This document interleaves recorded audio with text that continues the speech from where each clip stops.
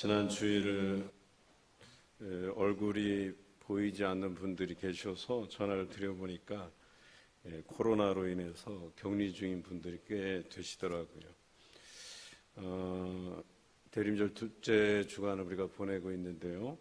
건강에 유의하시고 날씨가 또 추워져서 그리고 이번 코로나는 특징이 감기처럼 찾아와요. 그래서 그냥 여러분이 스스로 그냥 감기다 하고 생각하지 마시고 가서 키트로 이렇게 검사도 하시고 하시면 좋겠어요. 그냥 감기라고 해서 넘어가지 마시고, 대체적으로 보면 감기 증세인데 보면 대부분은 다 코로나더라고요. 저도 마찬가지로 감기라고 가볍게 생각을 했는데 검사하니까 여지없이 그냥 두 줄 나오더라고요. 우리 여러분들 또 회복돼서 이 자리에 다시 참여하신 우리 성도들 또 뿐만 아니라 계속해서 우리 수요일 밤 예배를 사모하여서 나오신 여러분에게 하나님의 귀한 말씀의 은혜가 함께 하시길 주님의 이름으로 기원합니다. 오늘 시편 89편의 부제가 에스라인 에단의 마스길이라고 되어 있죠. 마스길이라는 뜻은 교훈이라는 겁니다. 교훈적인 내용을 담고 있다 이런 뜻이고요. 에스라인, 에스라 사람 이런 뜻이죠. 에단이라는 사람이 조금 우리에게는 낯설지만 레위의 자손들 중에 찬양을 맡은 세 사람이 있었죠. 그 대장들이죠. 헤만이라는 사람과 아삽이라는 사람, 그리고 세 번째가 여두둔이라는 사람이에요. 그러니까 헤만, 아삽, 여두둔. 그래서 오늘 여기서 말하는 에단이 아마도 여두둔일 거라는 그런 판단을 합니다. 보통은 헤만과 아삽은 그렇게 직접적으로 기록되어 있지만 여두둔이라고 표현된 곳도 있고 혹은 오늘처럼 에단이라고 표현된 곳도 있다라고 알고 계시면 되겠습니다. 오늘 이 시가 불려진 배경은 남유다가 바벨론의 침략을 받았던 때입니다. 그러니까 국가적으로 위기가 있었던 때에 시인은 이 노래를 불렀다라고 하는 것이죠. 그런데 이 시의 전반적인 내용은 우리가 힘들고 어려우니까 국가적인 재난을 당했으니까 신실하신 하나님께서 우리를 좀 도와달라, 구원해달라 이런 뜻이에요. 그런데 도와달라고 할 때 하나님의 도우심을 구하고 구원을 기다리는 사람들에게 반드시 노래하고 기도할 때 언급돼야 되는 것이 있어요. 그것이 뭐냐? 하나님의 인자와 성실이라고 하는 겁니다. 그러니까 우리가 그냥 하나님께 대해서 우리를 도와주십시오 하고 직설적으로 이렇게 접근하기보다 먼저 그 구원을 허락해 주시는 하나님에 대한 그 속성이죠. 하나님의 속성을 노래해야 되는 거예요. 하나님은 이런 분이시다라고 노래하는 거죠. 그것이 오늘 시편에 드러난 여호와의 인자, 여호와의 성실. 그러니까 우리 하나님은 인자하신 분이시다. 우리 하나님은 성실하신 분이시다. 이 노래부터 시작해야 된다는 것이죠. 여러분, 이 말씀을 묵상하면서 우리가 기도할 때 제일 먼저 접근해야 될 기도는 내 문제가 이렇습니다라는 기도보다는 우리 하나님께서는 어떤 분이시다라는 고백이 필요해요. 우리 하나님은 능력이 많으시다. 그래서 나를 도와주시는데 전혀 문제가 없으시다. 또 하나님의 약속하심은 신실하시다. 성실하시다. 또 하나님은 그 선택한 백성들을 여전히 그 약속대로 사랑하신다. 인자하시다. 이렇게 고백드리는 것이 필요하죠. 오늘 시인은 그 약속을 기반으로 해서 하나님 앞에 노래하고 있어요. 3절과 4절에 보면 하나님께서 다윗에게 약속하신 그 약속이 있지 않습니까? 이렇게 고백하는 것이죠. 그래서 3절과 4절에 이렇게 기록되어 있습니다. 다윗을 왕 위에 오르게 할 것이며 뿐만 아니라 다윗 후대에도 다윗의 자손들이 그 왕위를 차지하게 할 것이다 라고 하는 이 약속을 언급하고 있어요. 이 약속을 언제 주신 것이죠? 당연히 다윗에게 주신 언약이죠. 다윗이 왕위에 오를 것과 뿐만 아니라 그의 자손들이 대대로 왕위에 오를 것이다 라고 하는 이 내용이 사무엘하 7장 그리고 역대하 13장에 기록되어 있어요. 특별히 역대하 13장과 민수기 18장에는 이 소금 언약이라고 언급되어 있어요. 사무엘 하에는 언급되어 있지 않지만 역대하 13장에서는 다윗에게 하신 언약이 소금 언약이다 그랬어요. 이것이 민수기 18장에 소금 언약이라는 표현이 또 나오는데, 소금 언약이라는 뜻은 그 소금이 속성이 변하지 않는 것처럼 하나님의 약속이 변하지 않는다, 이런 뜻이에요. 그래서 다윗의 언약 혹은 다윗의 소금 언약이라고 하는 거죠. 다윗을 왕위에 오르게 하고 그의 후손들이 계속해서 그 왕위를 물려받을 것이라고 약속하신 거죠. 이 표현은 뭐예요? 왕권이 흔들리지 않는다, 이런 표현이죠. 그러니까 이스라엘 나라가, 남유다가 하나님의 보호하심 가운데 왕위가 대대로 전수될 것이고 그 나라가 어떻게 된다? 든든하게 설 것이다, 이런 약속이에요. 그런데 이 약속과는 다르게 남유다가 바벨론의 침략을 받게 돼요. 그러니까 하나님 약속하지 않았습니까?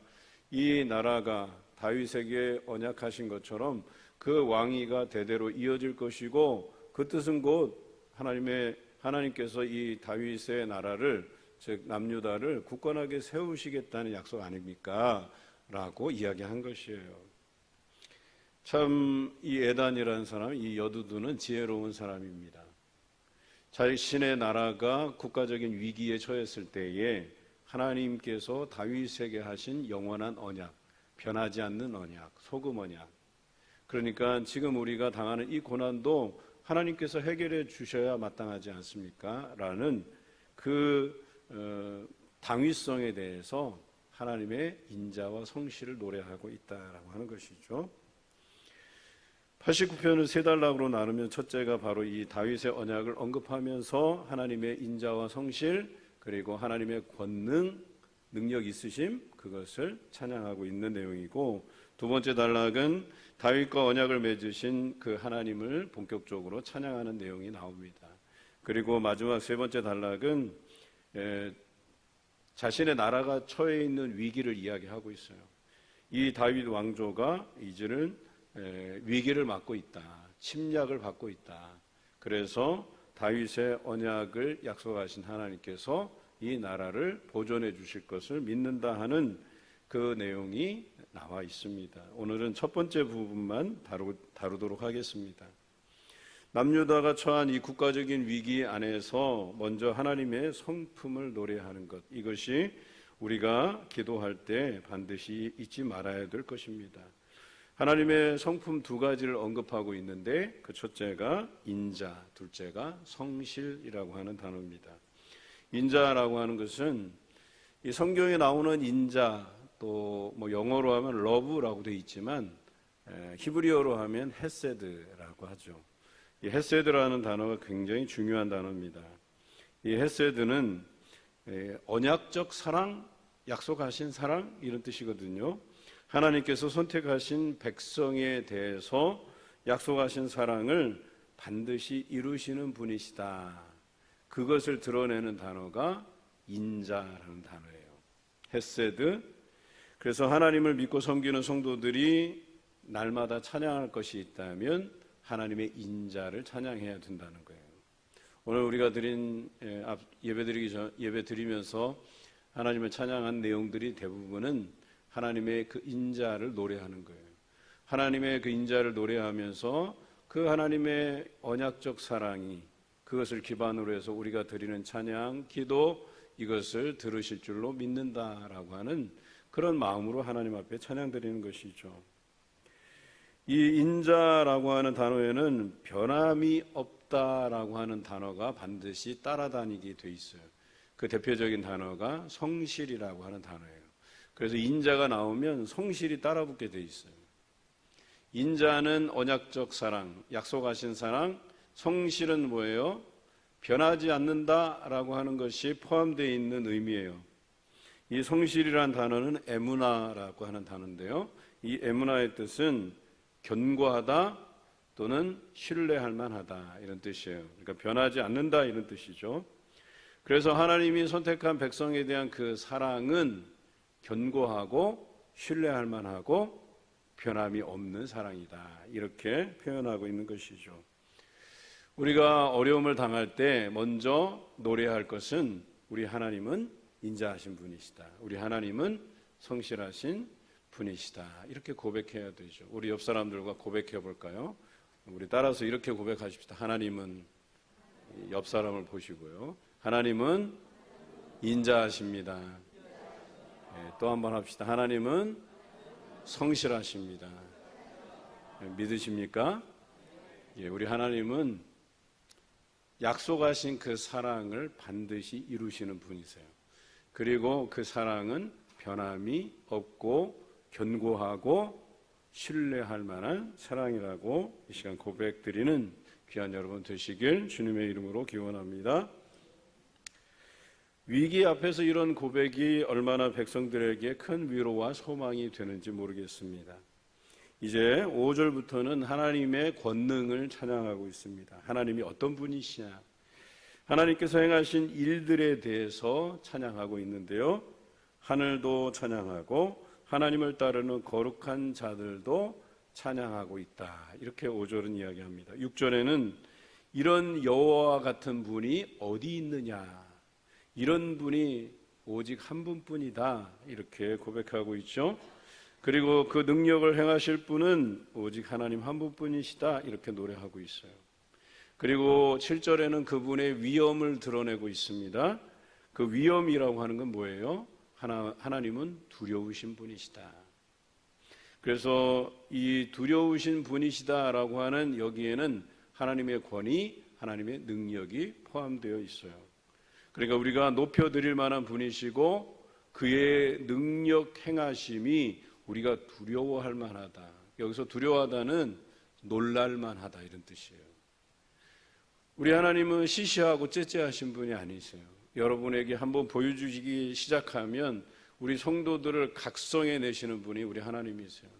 여러분, 교회는요, 또 이게 서서히 성장하는 교회도 있겠지만 하나님께서 그 성도들을 각성하게 만들면 놀라운 영적인 뜨거움이 일어나고 놀라운 부흥이 막 일어나기도 하거든요. 남미의 여러 국가들이 그런 하나님의 놀라운 임재가 일어나면서 막 수천 명, 수만 명이 주께로 돌아오는 사도행전적 역사가 일어나기도 해요. 물론 우리는 오순절 계통의 교회들을 이렇게 정통성을 인정하지 않지만 지금 현재 남미나 아프리카 지역에는 이 오순절 계열의 교회들이 굉장히 부흥되고 있어요. 그러니까 오순절이냐 아니냐 이걸 떠나서 거기에 성령의 임재가 일어난다라고 하는 것이죠. 이것이 위엄, 두려움이라고 하는 거예요. 어떻게 이렇게까지 역사하실까라고 생각할 만큼 우리 하나님은 권능이 있으신 분이시다라고 하는 것이죠.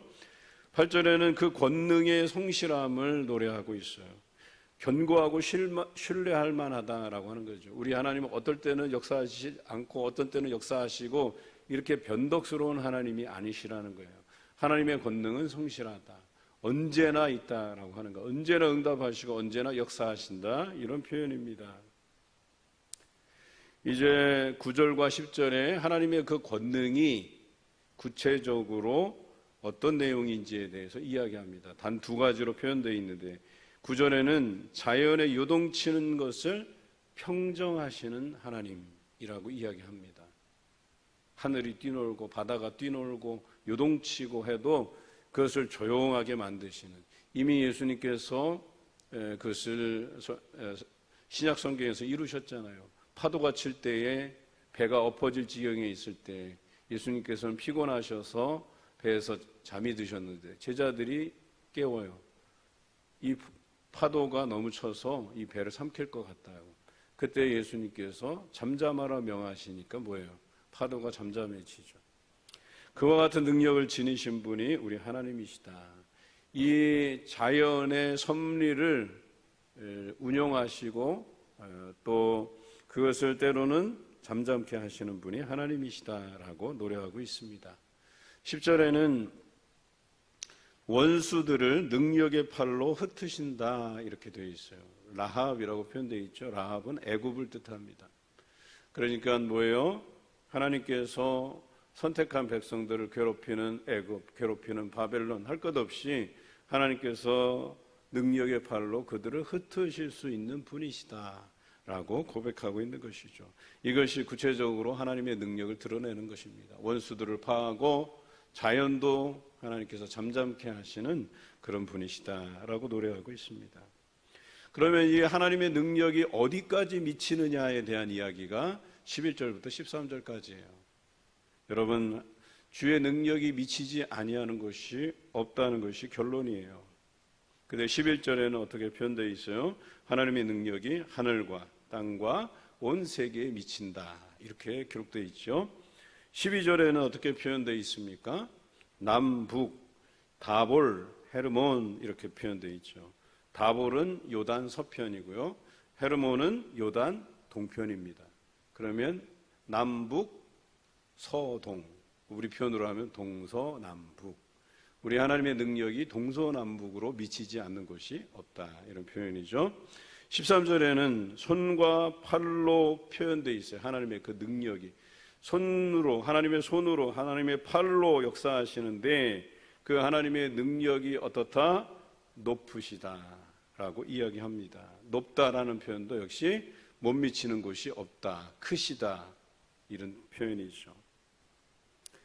이제 하나님께서 그 권능이 어디까지 미치는지 우리가 말씀을 통해서 묵상했어요.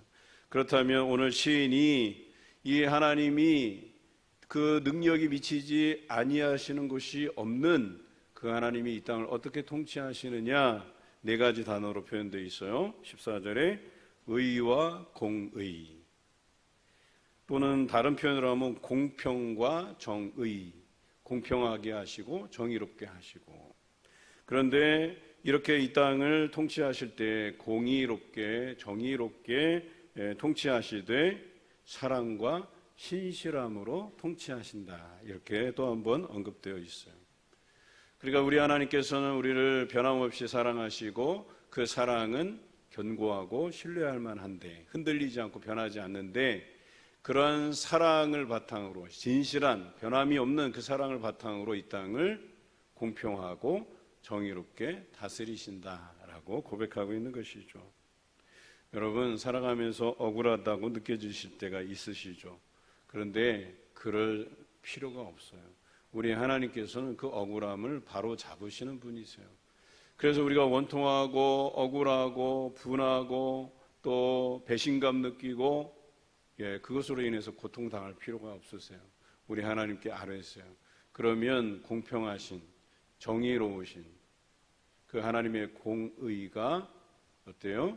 우리의 억울함을 풀어주시고 모든 것을 하나님의 판단에 맡겨드리면 그것을 위로하시고 또 옳게 판단하시는 하나님께서 해결해 주실 것이다 라고 하는 시인의 고백이 14절에 나오는 것이죠.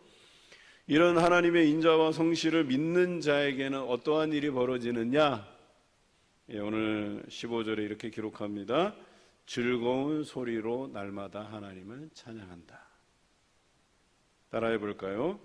즐거운 소리로 날마다 하나님을 노래한다. 여러분 삶은 어떻게 살고 계십니까? 정말 하나님을 노래하십니까? 하나님의 인자와 성실을 노래하십니까? 만약에 여러분들이 일상생활에서 늘 찬양이 넘친다, 제가 볼 때는 그 성도, 그 가정은 문제가 없어요. 우리 하나님께서 날마다 동행해 주시는 가정, 동행해 주시는 성도의 삶이라고 얘기하는 것이죠. 여러분, 찬양하는 사람의 얼굴빛이 어떠하다, 오늘 15절에 기록되어 있죠. 그 얼굴빛에 그 즐거움이 표현된다, 드러난다, 이런 표현이에요. 여러분, 가끔씩 우리 성도들의 얼굴을 볼 때 빛이 난다. 여러분 그런 거 경험해 보셨어요? 유난히 오늘 보니까 빛이 나시네. 얼굴에서 정말 하나님께서 동행해 주시는 그 즐거움, 기쁨이 그 얼굴에 가득하네 라고 느껴지신다면 여러분 그것이 바람직한 것이죠. 그런데 우리가 여러분 성도들의 얼굴을 보는데 근심이 가득하고 우울하고 그래 봐요. 그거 정말 하나님이 저 사람과 함께 하시나? 이런 의심이 들지 않겠어요?